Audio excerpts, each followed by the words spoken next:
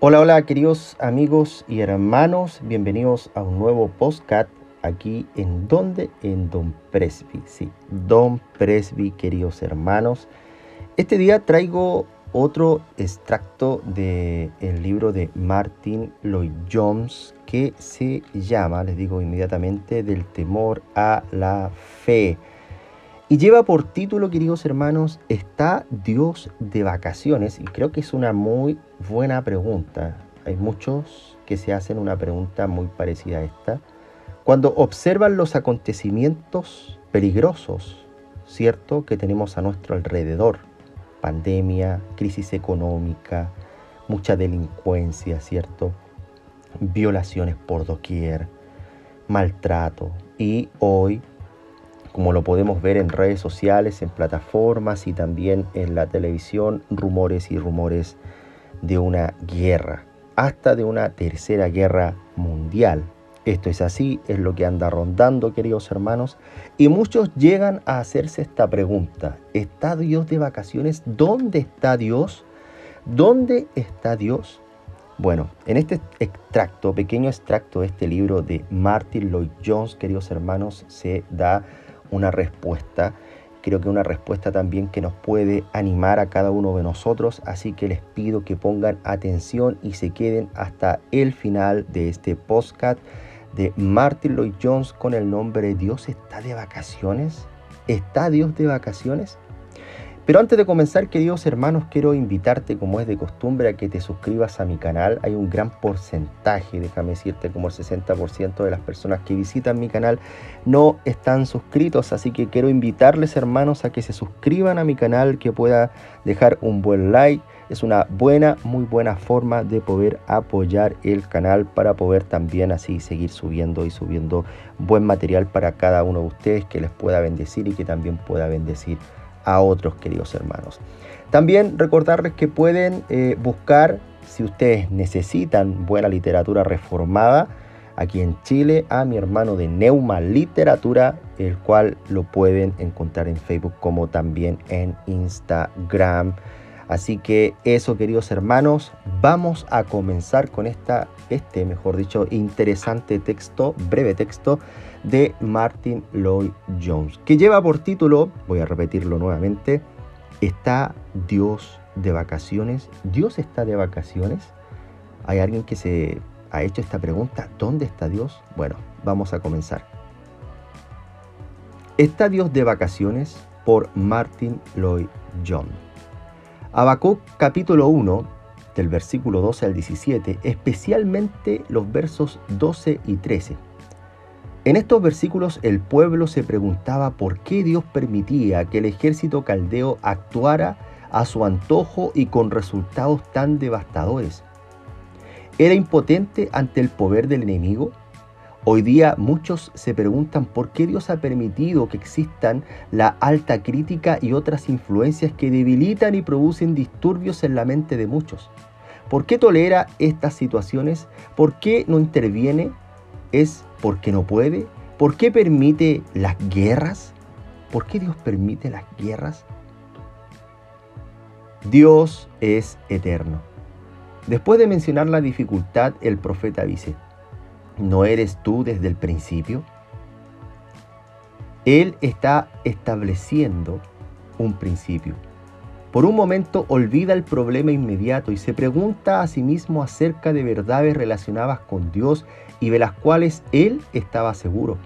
La primera fue: ¿no eres tú desde el principio? Anteriormente había dicho que el ejército caldeo, inflado por su éxito, atribuiría su poder a su Dios, y en el momento de expresar esto comenzó a pensar: su Dios. ¿Quién es su Dios? Algo que ellos mismos habían hecho. Este Bel era de su propia manufactura. Al pensar en esto, recordó algo de lo cual estaba seguro: Dios es el Dios eterno, el Dios que vive para siempre, desde la eternidad y hasta la eternidad. No es como los dioses que los hombres adoran. No es como el Dios del orgulloso ejército caldeo. Él es Dios desde la eternidad hasta la eternidad, el Dios eterno. A veces Nos sentimos oprimidos por los problemas de la historia y preocupados por lo que va a ocurrir en el mundo. Sin embargo, no hay nada que traiga más consuelo al alma o que afirme más nuestros pies que acordarnos que el Dios a quien adoramos está fuera del flujo de la historia. Él ha precedido a la historia y la ha creado. Su trono está por encima del mundo y fuera del tiempo. Él reina eternamente. Es el Dios eterno. Dios existe de sí mismo.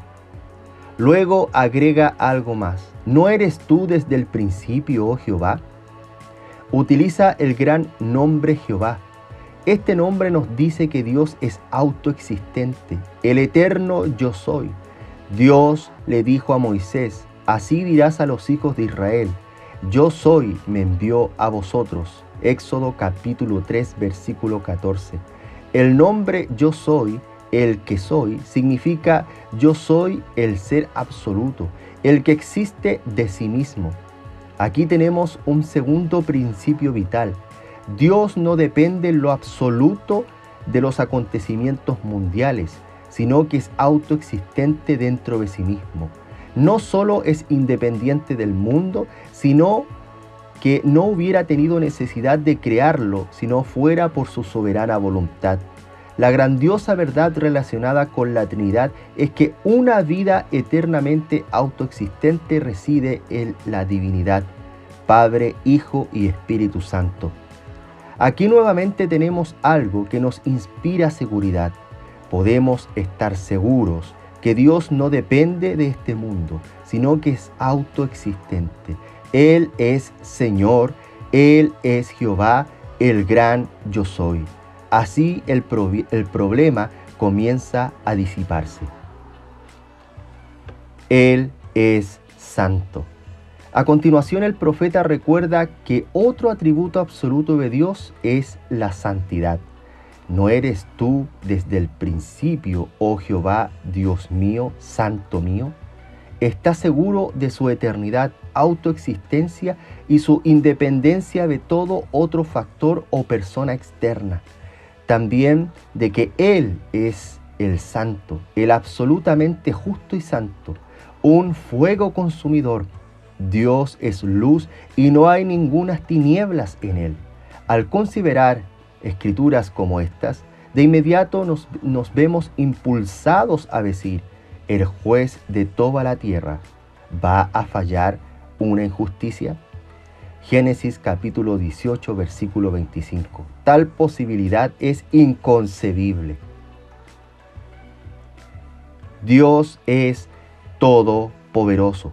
Luego sigue otra proposición de Habacuc. Continúa diciendo, oh Jehová, para juicio lo pusiste, y tú, oh roca, lo fundaste para castigar. De manera que enfatiza otra verdad de la cual está seguro. Dios es poderoso. El uso de la figura roca sugiere la idea de la fuerza y la potencia de Dios. El Dios que creó todo el mundo de la nada. El Dios que dijo, sea la luz, y hubo luz. Este Dios tiene poder absoluto.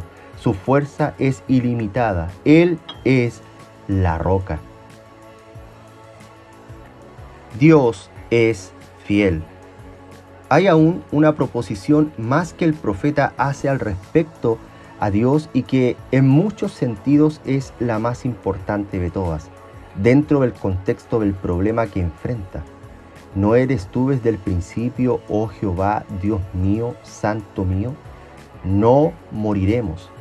Él recuerda que Dios es el Dios del pacto, aunque es independiente y absoluto, eterno, todopoderoso, justo y santo, ha condescendido a hacer un pacto con los hombres. Hizo un pacto con Abraham, el cual el profeta se refiere aquí, y lo renovó con Isaac y Jacob. Lo volvió a renovar con David, y este pacto era el que le daba base a Israel para volverse a Dios y decir, Dios mío, santo mío. El profeta recuerda que Dios había dicho, yo seré vuestro Dios y vosotros seréis mi pueblo. Levítico capítulo 26, versículo 12. Para aquellos santos varones de Dios, los profetas y todo el que tenía discernimiento espiritual en Israel, este factor tenía más relevancia que todos los demás. Si bien creían en los eternos atributos de Dios, podrían quedar congelados por el pensamiento que ese Dios estaba lejos en los cielos e indiferente a sus necesidades. Sin embargo, lo que los unía a Él era el conocimiento de que era un Dios fiel que guardaba su pacto. Dios había comprometido su palabra y jamás dejaría de cumplirla. El profeta Habacuc, al pensar en el pacto, puede decir: Dios mío, santo mío, y añade: no moriremos. No importa qué desastres realizará el ejército caldeo, jamás podría exterminar a Israel, precisamente porque Dios había hecho promesas a su pueblo que jamás dejaría de cumplir. Después de exponer sus proposiciones, el profeta procede ahora a colocar su problema dentro del contexto de aquellos atributos absolutos y eternos. Esto es lo que dice: para juicio lo pusiste, le has establecido para la corrección. Arriba, a su respuesta respecto a los caldeos, razona de esta manera: Dios los debe estar levantando para el bien de Israel. De esto estoy absolutamente seguro. No es que los caldeos hayan tomado la justicia por su cuenta, ni que Dios sea incapaz de restringirlos. Esto es imposible en vista de las proposiciones que he considerado y que son absolutas. Dios solo los está utilizando para su propio propósito. Para juicio lo pusiste, le has establecido para corrección, y está llevando a cabo estos objetivos. No lo entiendo completamente, pero estoy bien seguro de que no seremos exterminados. Este no será el fin de la historia de Israel, si bien por la descripción hecha, muy pocos de nosotros quedaremos y seremos llevados en cautiverio. Sin embargo, quedará un remanente, pues el Todopoderoso es aún Dios y está utilizando a los caldeos para hacer algo que contribuya al propósito del pacto. Dios no está demostrando debilidad, no está siendo derrotado. En virtud de lo que Dios es, está haciendo esto para su propio y gran objetivo. ¿Cómo reconciliar la santidad de Dios con su instrumento de juicio? Abordemos ahora el segundo problema. Si Dios es todopoderoso y está en pleno control de los acontecimientos, ¿cómo podemos reconciliar estos eventos con la santidad de su carácter? Si reconocemos el poder de Dios y admitimos que los caldeos no son más que instrumentos en sus manos y que sus éxitos no se deben a su Dios, todavía nos resta preguntar: ¿cómo puede un Dios santo permitir que estas circunstancias ocurran? Habacuc vuelve a aplicar el mismo método que utilizó anteriormente. Un Dios santo odia el pecado y no puede cometer maldad. Comienza diciendo: muy limpio eres de ojos para ver el mal, ni puedes ver el agravio. Puedo dudar sobre muchas cosas, pero estoy seguro que Dios no puede ver el mal sin odiarlo, lo detesta. Todo el mal que existe en el mundo le es completamente aborrecible debido a su pureza. Sus ojos son demasiado puros para mirar la maldad en forma complaciente. Dios y el mal son eternos enemigos. Cualquier acto injusto o cruel no tiene cabida en el carácter de Dios. No existe la más mínima posibilidad de hallar injusticia en Dios. Él no tienta al hombre, ni tampoco puede ser tentado con el mal. Dios es luz y no hay ningunas tinieblas en él. Primera de Juan, capítulo 1, versículo 5. Después de afirmar esta verdad, se torna de inmediato hacia la dificultad que lo aqueja. Si esto es verdad, oh Dios, dice él, ¿por qué ves a esos menospreciados y callas cuando destruye el impío al más justo que él? ¿Cómo podía Dios permitir que los caldeos hicieran esto a su propio pueblo? Los compatriotas de Habacuc eran, sin duda, malos, pero los caldeos eran peores. En términos contemporáneos diríamos: reconozco que la iglesia ha estado en decadencia por muchos años, pero los comunistas son ateos. ¿Cómo puede Dios permitir las situaciones que están ocurriendo? O si deseamos aplicarlo a lo personal, los hombres con frecuencia protestan de esta manera: Reconozco que no soy todo lo que debiera ser, pero fulano es mucho peor que yo y sin embargo está prosperando. ¿Cuál es la respuesta? Encomiendo este problema insoluble a Dios. En este párrafo particular de la profecía no hay una respuesta. Para la primera pregunta respecto al poder de Dios, Habacuc recibió una respuesta positiva. Pero este problema de la santidad de Dios es más difícil. Después de establecer los factores absolutos y de llevar el problema a este contexto, todavía no aparece una respuesta clara. En nuestra experiencia esto ocurre con frecuencia. Aplicamos el mismo método que en otros casos funcionó también y sin embargo no logramos la respuesta. ¿Qué debemos hacer en tal caso? Por supuesto que no debemos llegar a una conclusión apresurada y decir, como no lo entiendo, me pregunto si Dios es realmente justo. No.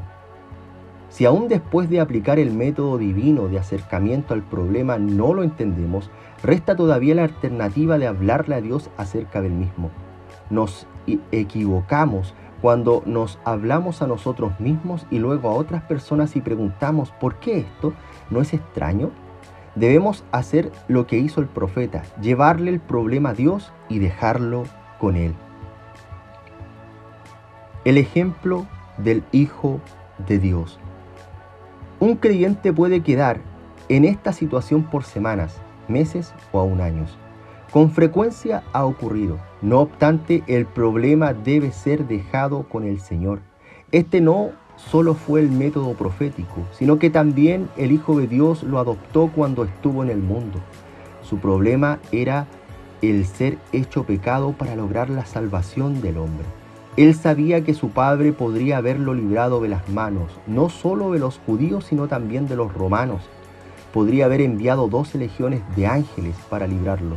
Sin embargo, si él había de ser hecho pecado y el pecado debía ser castigado en su cuerpo, significaba que inevitablemente debía ser separado del Padre.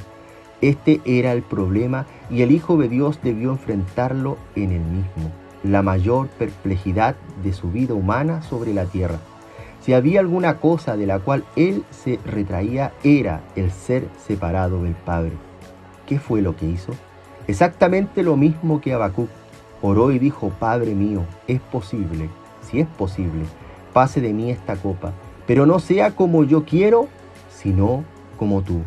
Mateo capítulo 26, versículo 39. En efecto, dijo, no lo entiendo. Pero si así lo has determinado, yo estoy dispuesto. Llevo el problema que no podía comprender a Dios y allí lo dejo. Podemos decir con reverencia que el Señor Jesús, aunque quizás no comprendía plenamente el haber sido hecho hombre, sin embargo siguió hacia adelante, confiando que la voluntad de Dios es siempre recta y que un Dios santo jamás mandará hacer algo que está mal. Bueno, queridos amigos y hermanos, este ha sido el breve fragmento también tomado del libro del temor a la fe de Martyn Lloyd-Jones, queridos hermanos. Una muy buena reflexión, hay que decir, una muy buena reflexión. Muchas veces miramos hacia afuera el contexto, ¿cierto? La realidad que estamos viviendo y nos hacemos muchas preguntas. ¿Por qué está sucediendo esto? ¿Por qué estoy pasando por esto? ¿Por qué esta guerra o esta posible guerra? ¿Por qué en la iglesia hay tanto liberalismo teológico? ¿Por qué hay tanto progresismo? ¿Por qué hay tantos pastores que dicen ser cristianos y están predicando un falso evangelio? ¿Por qué? ¿Por qué? Siendo que lo que deberíamos hacer, como dice Martyn Lloyd-Jones, es llevar este problema, esta situación, llevársela a Dios y confiar que Él es un Dios soberano que gobierna absolutamente todo. Bueno, hermanos, los dejo. Hasta pronto con este podcast. Espero que les sea de bendición. Si les bendice, hermanos, si buscan otro tema, escriban, dejen un comentario para ver si en la semana puedo subir algún material que tenga que ver con lo que ustedes piden. Así que Dios les bendiga, hermanos. Suscríbanse, recuerden, suscríbanse al canal y dejen un buen like. Nos vemos.